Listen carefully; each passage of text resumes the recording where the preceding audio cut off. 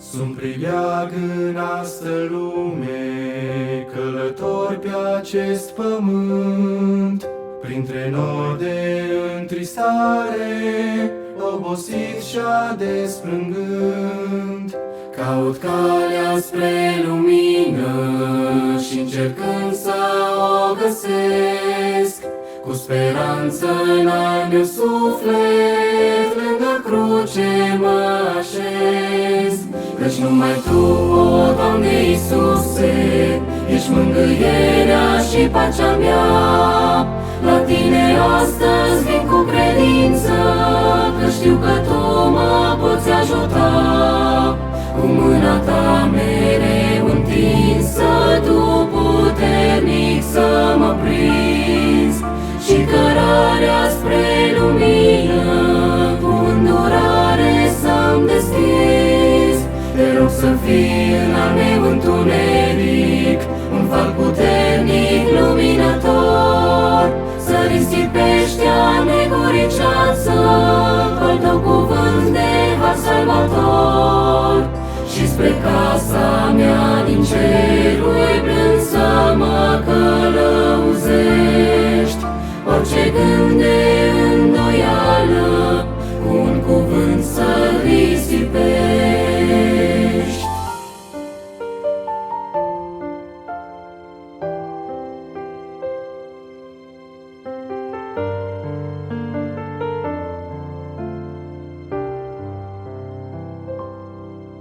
Printre lacrimi și durere, printre gropi și atâta plâns, întrebai fără răspunsuri, căutai fără de sens.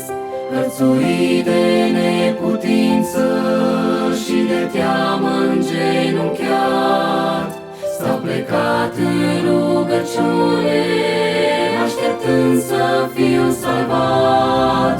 Căci numai Tu, o Doamne Iisuse, ești mângâierea și pacea mea. La Tine astăzi vin cu credință, că știu că Tu mă poți ajuta.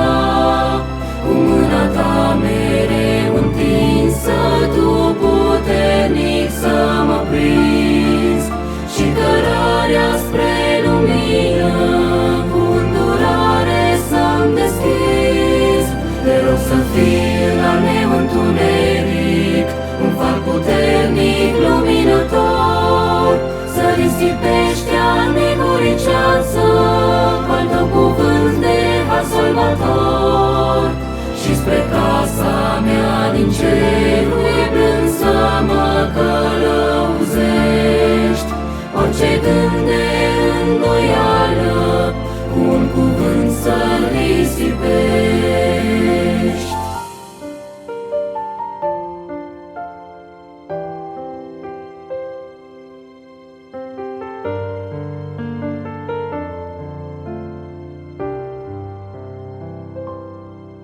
Doamne, aștept în rugăciune binecuvântarea Ta și puterea de a spune, facă-se doar voia Ta. Cât de îngust ar fi cărarea, cât de aspra-i vieții drum, vreau să Te urmez pe Tine, prieten minunat și bun.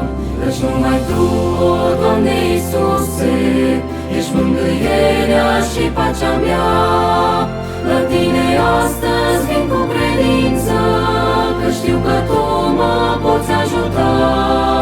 Cu mâna Ta mereu întinsă, Tu puternic să mă prinzi, și cărarea spre lumină cu îndurare să-mi deschizi. Te rog să fii în al meu întuneric un far puternic luminător, să risipești a neguriceață al Tău cuvânt de har salvator. Și spre casa mea din ceruri blând să mă